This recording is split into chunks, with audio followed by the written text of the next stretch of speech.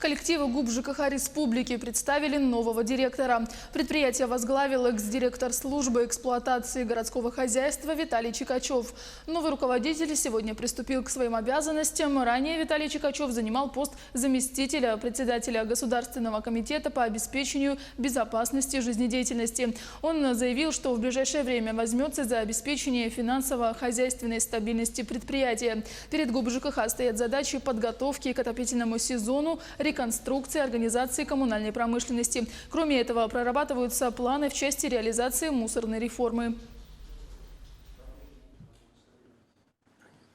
В ближайшее время мы должны выехать в командировку, проверить ход подготовки к отопительному сезону арктических районов, ввиду того, что в течение